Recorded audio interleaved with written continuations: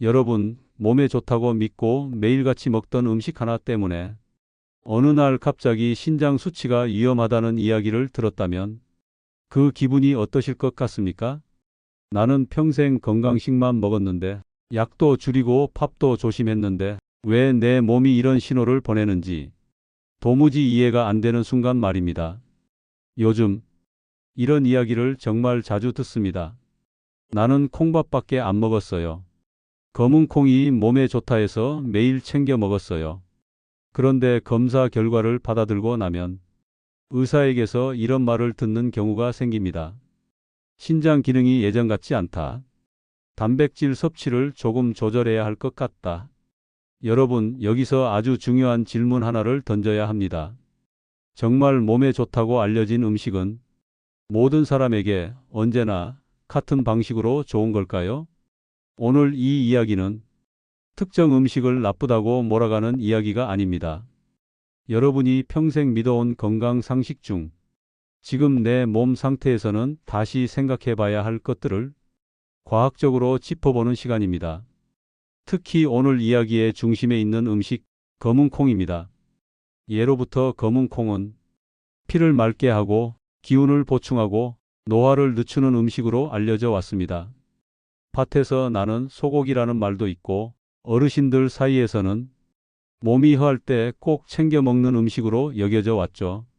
그런데 연구 자료와 실제 사례를 들여다보면 한 가지 공통점이 보입니다.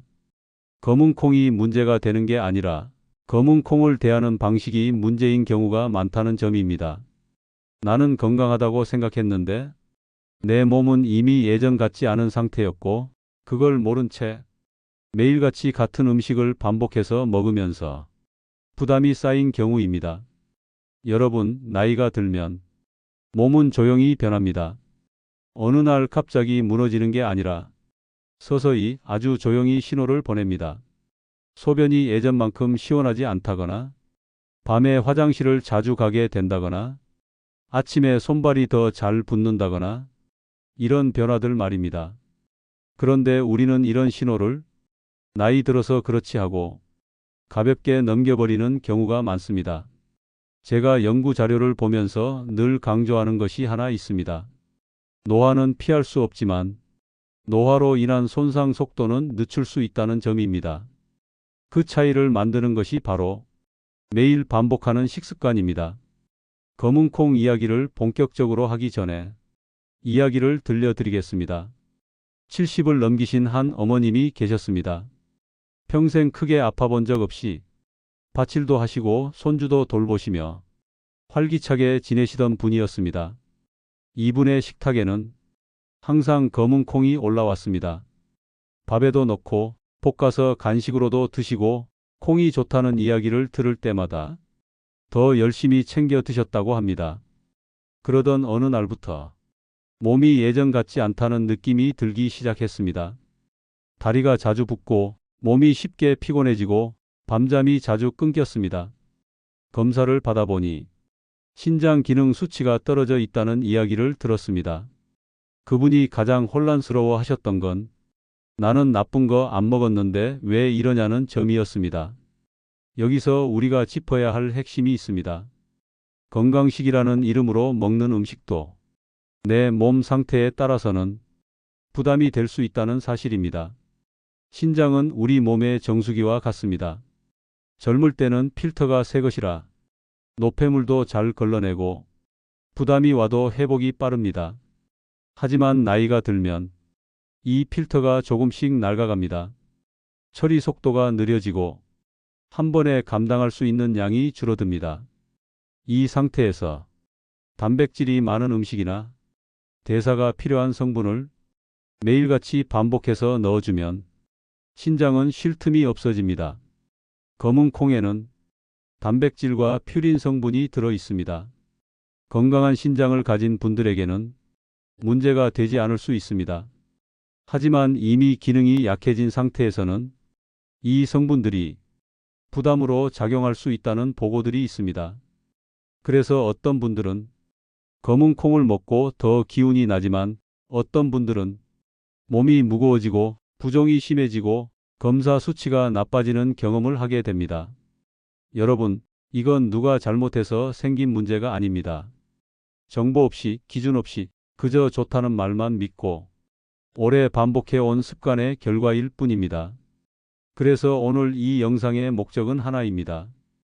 검은 콩을 끊으라는 이야기가 아니라 어떻게 먹어야 내 몸을 살리는 방향이 되는지를 분명하게 알려드리는 것입니다. 지금부터는 검은 콩이 어떤 작용을 하는지, 어떤 분들에게 도움이 될 수 있는지, 그리고 어떤 분들은 반드시 조절해야 하는지를 차분하게 하나씩 짚어보겠습니다. 앞부분에서 말씀드린 것처럼 검은 콩은 분명 귀한 음식입니다.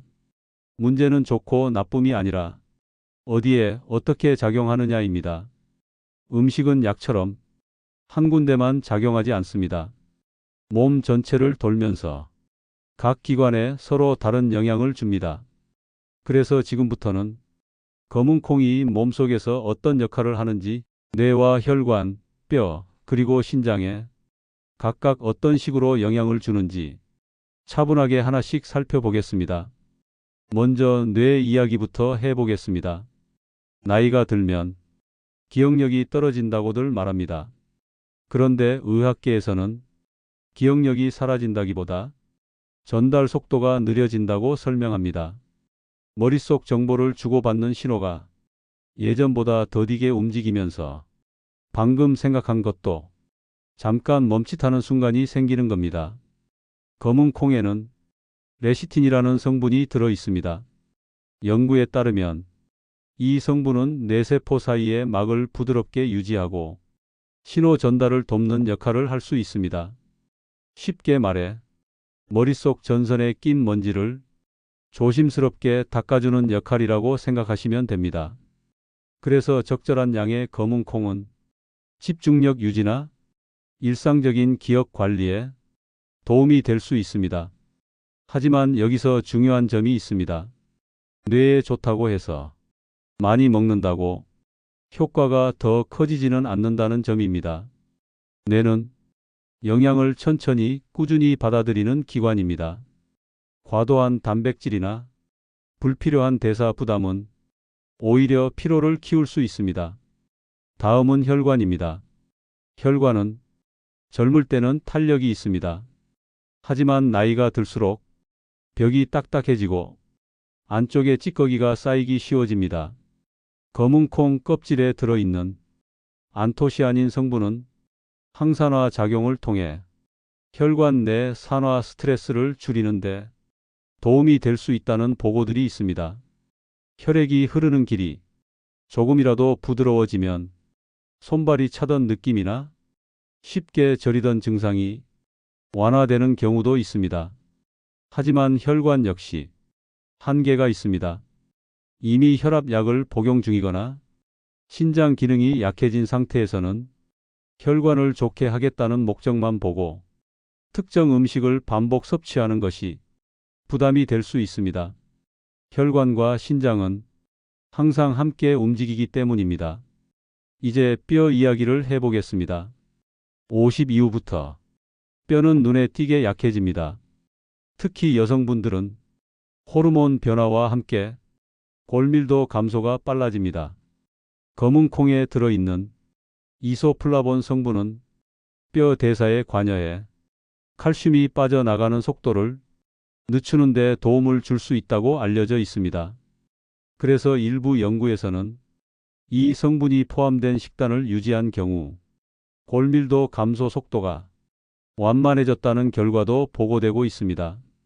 하지만 이 역시 모든 사람에게 동일하게 적용되지는 않습니다.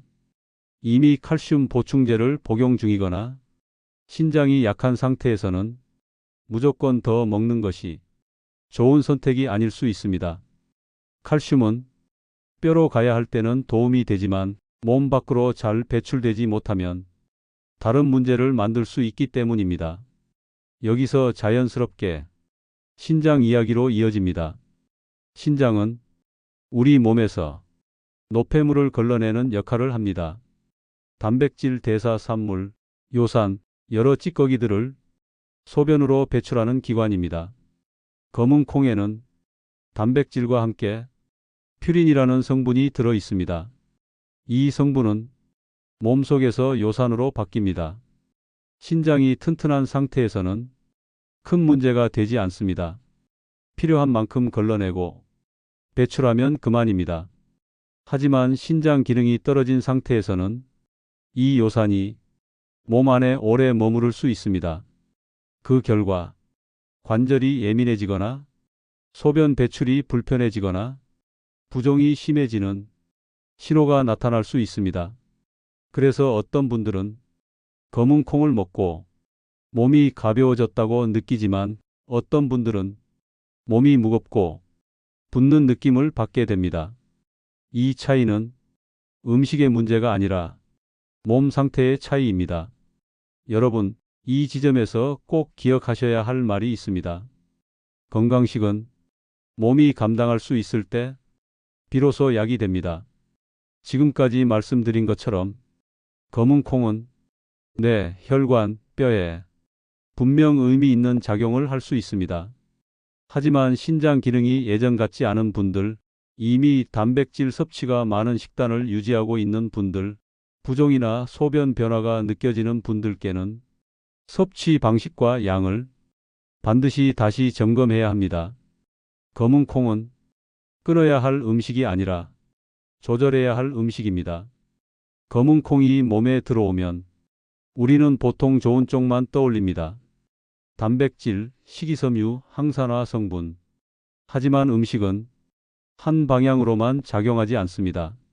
몸 안에서 처리되는 과정에 따라 도움이 되기도 하고 부담이 되기도 합니다. 그래서 지금부터는 검은 콩을 먹을 때 특히 몸에서 부담을 느끼기 쉬운 경우들을 차분히 짚어보겠습니다. 먼저 신장 기능이 예전 같지 않은 경우입니다. 신장은 몸속 노폐물을 걸러내는 역할을 합니다. 혈액 속을 돌면서 단백질 대사 산물과 여러 찌꺼기들을 소변으로 내보냅니다. 나이가 들면 이 기능은 자연스럽게 느려집니다. 눈에 띄는 증상이 없어도 처리 속도는 조금씩 줄어듭니다. 검은 콩에는 단백질과 함께 퓨린 성분이 들어 있습니다. 이 성분은 몸속에서 요산으로 바뀌게 됩니다. 요산은 정상적으로 배출되면 문제가 없지만 배출이 늦어지면 관절이나 신장에 부담을 줄 수 있습니다. 그래서 검은 콩을 먹은 뒤 발가락이나 무릎이 예민해지거나 몸이 잘 붓는 느낌을 받는 분들도 있습니다. 이런 경우에는 양을 줄이거나 섭취 빈도를 낮추는 것이 몸을 지키는 선택이 됩니다. 다음은 통풍이나 요산 수치가 높은 경험이 있는 경우입니다. 통풍은 요산이 관절에 쌓이면서 극심한 통증을 일으키는 상태입니다. 검은 콩 자체가 문제라기보다는 이미 요산 대사가 예민한 상태에서 퓨린 섭취가 반복되면 몸이 민감하게 반응할 수 있습니다.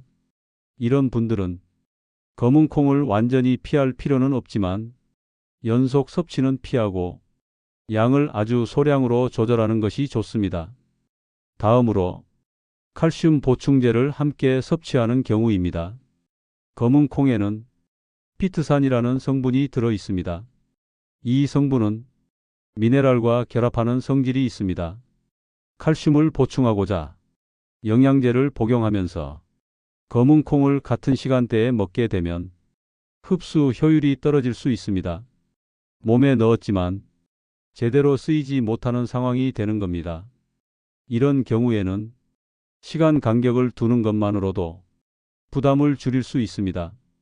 다음은 갑상선 기능이 예민한 상태인 경우입니다. 갑상선은 몸의 대사 속도를 조절하는 기관입니다. 너무 빠르거나 너무 느려져도 몸 전체 리듬이 흔들립니다. 검은 콩에 들어있는 식물성 에스트로겐 성분은 일부 사람들에게 호르몬 균형에 영향을 줄 수 있습니다. 갑상선 기능에 문제가 있는 경우에는 과도한 섭취가 몸의 리듬을 더 흐트러뜨릴 수 있습니다. 이런 경우에는 매일 먹는 습관보다는 가끔 소량으로 접근하는 것이 안전한 선택이 됩니다. 다음은 소화력이 약한 경우입니다. 검은 콩은 식이섬유가 풍부합니다. 장 건강에는 도움이 될 수 있지만 소화력이 떨어진 상태에서는 가스가 차거나 복부 팽만감을 느끼기 쉽습니다. 특히 갑자기 양을 늘리면 속이 더부룩해지고 배가 불편해질 수 있습니다. 이럴 때는 충분히 불리고 부드럽게 조리해서 조금씩 나누어 먹는 방식이 몸의 부담을 줄여줍니다. 이제 검은 콩과 함께 먹을 때 주의가 필요한 음식 조합을 살펴보겠습니다. 첫 번째는 옥살산이 많은 채소입니다. 이 성분은 칼슘과 결합해 몸속에서 잘 녹지 않는 형태가 될 수 있습니다. 신장 기능이 약한 경우에는 이 결합물이 부담이 될 수 있습니다. 그래서 검은 콩을 먹는 날에는 이런 채소를 같은 끼니에 많이 겹치지 않는 것이 몸을 편하게 합니다. 두 번째는 정제된 탄수화물이 많은 식사입니다. 흰쌀 위주의 식단에 검은 콩을 더하면 혈당 변동 폭이 커질 수 있습니다. 혈당이 자주 출렁이면 혈관과 신장 모두에 부담이 갑니다. 그래서 검은 콩을 먹을 때는 식사의 전체 균형을 함께 보는 것이 중요합니다. 세 번째는 단백질이 이미 많은 식단입니다. 고기, 달걀, 유제품을 충분히 섭취하고 있는 상태에서 검은 콩까지 더하면 몸은 처리 과부하 상태에 들어갈 수 있습니다. 몸이 피곤해지는 이유는 부족해서가 아니라 과해서일 때도 많습니다.